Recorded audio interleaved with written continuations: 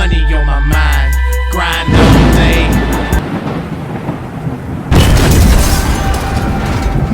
What's poppin'? Welcome back to another hood trial. I know I got a hoodie on. It just fits the theme for this hood trial today. So yeah. So this new... Sorry about that. Interruption, kids. So this new hood trial today is another walk down some of my trials and tribulations. Today this is about e-pills, to be specific. I wasn't going to say that, but fuck it. And like I said, no identities, no snitching. We don't do none of that. So yeah, guys, let's walk down memory lane. All right. So where are we going to start off? We're going to start off Piedmont Avenue. Things always end up at the ranch. Crazy shit. That's where it really started because I'm a late bloomer. You know, I did mischievous shit, all types of stuff when I was younger, but like fucking with drugs and not necessarily using, but you know, doing my little thing. You know, I wasn't no big meat or nothing like that, but you know, I did my little thing. I had my little run. Enough to show me that I may not be too good with this. I mean, I wasn't bad, but I think I was better at, I don't want to say it like I'm encouraging other people or youth or other people to do that, but I think I was better at robbing because I didn't give a fuck. Just to keep it honest with you, like, you know, when it's time to get it in, you know, it's time to get it in. This story today is all about drugs. Well, a specific drug and a certain amount, and it leads us to this story today. So yeah, me dibbling and dabbing and pushing, you know, a few little things, peddling a few little things, you know, build your confidence up. So I think I can take on bigger or more pricier things. You know what I'm saying? If you don't understand me, you just got to be in that type of business to understand what I'm trying to come from. But yeah, the ranch. Yeah. I told you guys about this in my previous videos. That was the spot where all of us come together. My brother and his friend. That was my brother's friend's, you know, place, and that's where we conducted and parlayed at, if you will. And that's where we hung out at. That was the spot. And we was the youth. We was the younger ones. So, you know, we was up to no good, and we'll come back there to try to duck out shit. Right. So this guy, can't say his name. He came from out of town. He was new to the ranch, in so many words. But he brought his little hustle, and he had little different connects from out of town where he can bring stuff down here and we all can profit. So this guy came down from uptown, and he was bringing stuff down. So he one day we all got in a conversation, and like I said, to go back where I say you start pushing, you start doing your thing, you build your confidence up and stuff. You get better at it, you know, making trials and errors and shit like that. So I felt confident enough to take on the package that was given to me, in which it wasn't a bad idea. It's just, this is Baltimore. This is any other hood where you take that risk of walking out your house and somebody, you know, can point it at you and give me everything, or they can kill you and take everything straight up. And you know, we had stick up boys. We had all types of people. So besides the cops, basically what I'm saying, besides 12, you got to worry about them. You got to worry about the stick up kids. You got to worry about the knockers. You got to worry about random people such as me when I was doing my thing, robbing and shit. Make a long story short, I took a liking to the guy. Cause I thought he was cool. He was like I said, I was a late bloomer, so he was showing me the ropes, if you will. He was older, so take this young boy under my wing and see, what we produce. For my first like major flip. It's not a key or nothing, but it was a nice package. It was 1,000 e-pills. I'll just say that. I can at least say that. So boom. I get the package and we're down down at the ranch. The stuff is already pre-packaged, the e-pills, like, and then we had some weed to go along with it, some really good purple haze was the shit in Baltimore, and diesel, everybody knows sour diesel, but you go down Pennsylvania Avenue for that's the shit.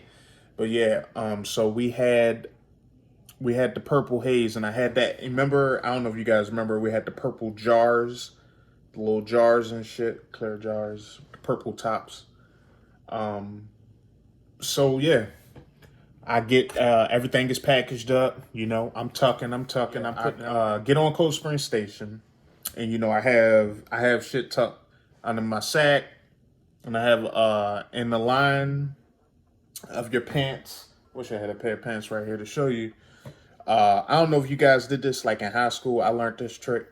In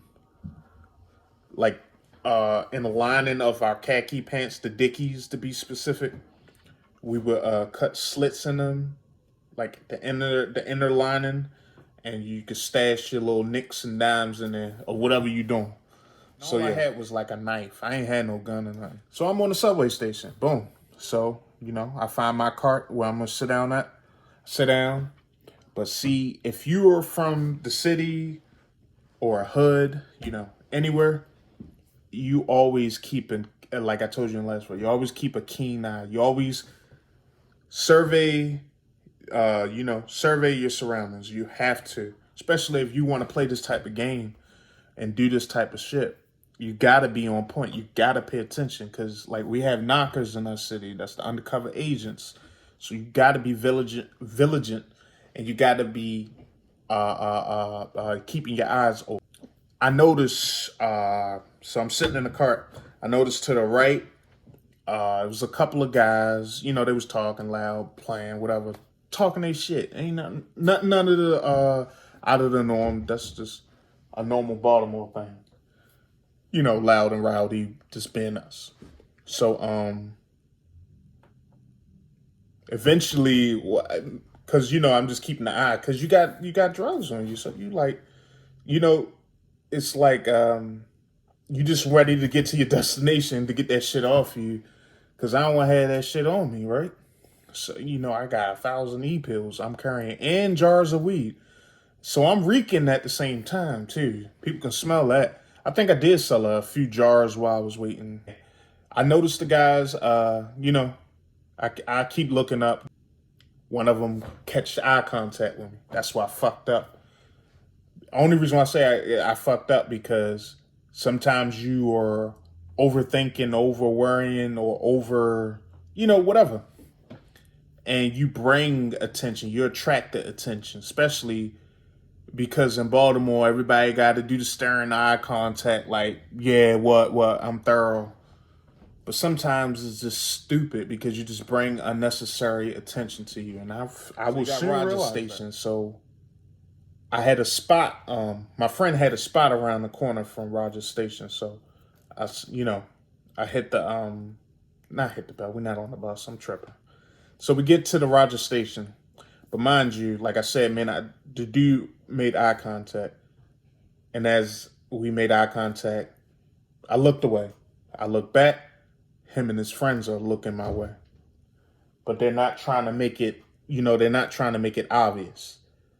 They'll do whatever's doing, looking up. Yeah, we see you.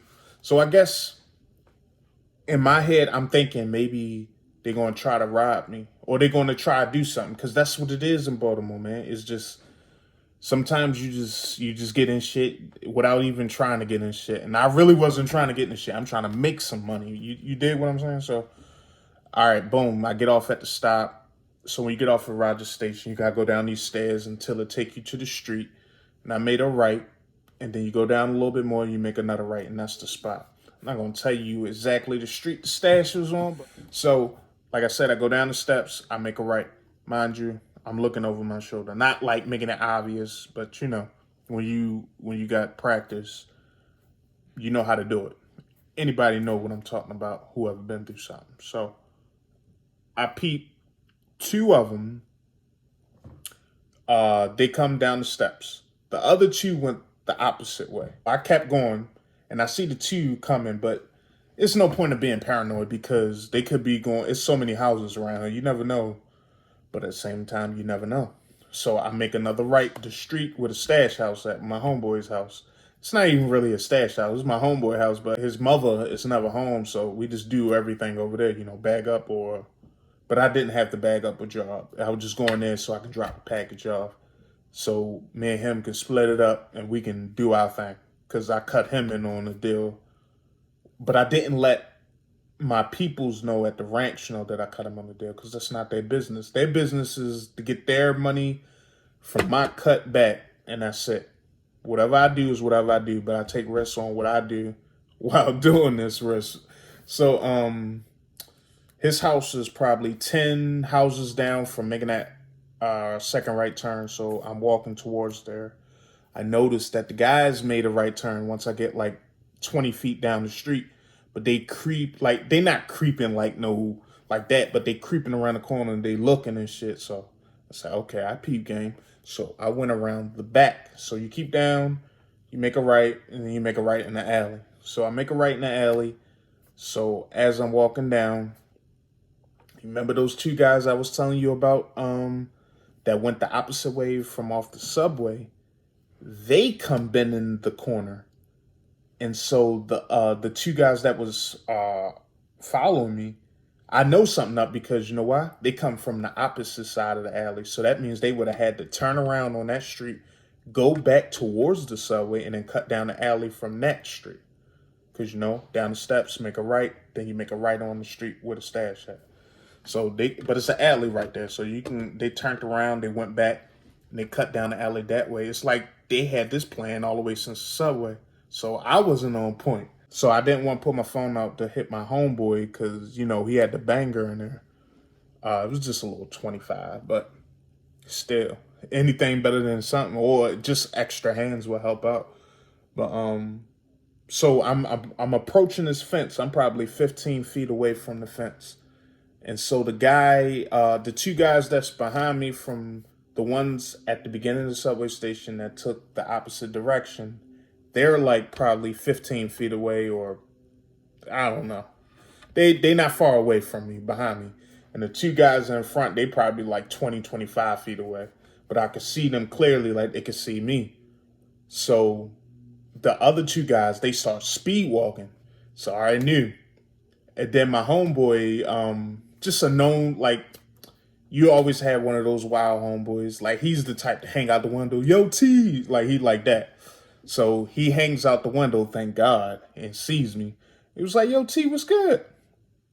And I was like, yo, come out here, come out here. He comes out the house, and as he's walking out his back door, the two guys are probably like 5, 6 feet I'm trying to play it off. So the guy, one of the guys, I don't know which one, obviously my back was turned, so I just feel a fist. He catches me, so like hitting to the fences. And so I turn around, square up, catch one of them. Then the other guy hit me, boom, in my eye. And by then, the other two guys is like 10, 15 feet. And my homeboy is running out the back door because he see this. And under the brick beside the back door is where he keep the little 25. So he ran back and grabbed that. And then he shot one in the air. And the other two guys, by then, they already started rushing in, and it was just me against them for a while. My friend shot, and then he ran over there and then started fighting. But then, while he's hopping the gate and started fighting one of the guys, I see the other two that was behind me, they start running. But I thought naturally that was from the gun. Middle of battling and shit. So once the two guys run off, you have the other two. They was trying to run while my friend was fighting one of them. They was trying to run, and then after they finished their little stuff, they started running. And I was like, what the fuck? But while I'm tussling, this is like what? Early 2000s, so baggy pants was still, you know what I'm saying? We wasn't wearing fitted jeans and shit, so it's easily for shit to fall out and stuff if you don't have it tucked all the way, or if you're in a fight. So like, shit happens. But to come to find out, not everything fell out. We grabbed 2 handfuls of those pills or whatever, and they dip off, and I think a few jars of weed. But long story short, I lost my drugs, well, most of my shit, and I got into a little scuffle because it wasn't too bad. I mean, I got hit twice in the face. I caught one of them a couple of times, but it's nothing worse than I lost the damn lost the drugs. I ain't even had the shit for 24 fucking hours. So guys, we never end up finding those dudes, and it was a life lesson. It's a blessing that, you know, I'm still here, and you know, them guys didn't have burners on them.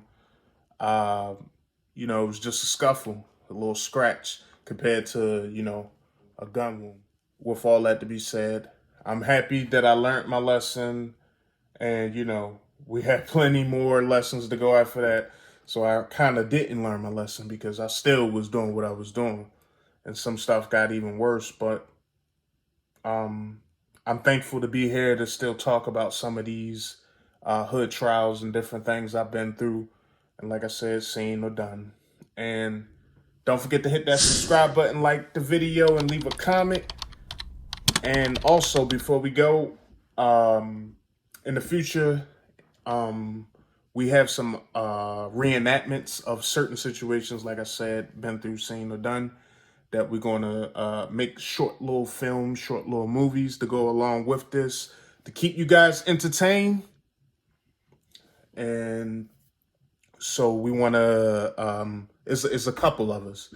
And, you know, I want to give more than just me sitting here talking to you. I want to give you some footage. I want to give you the same feeling, the same vibe that was going through those times in my life.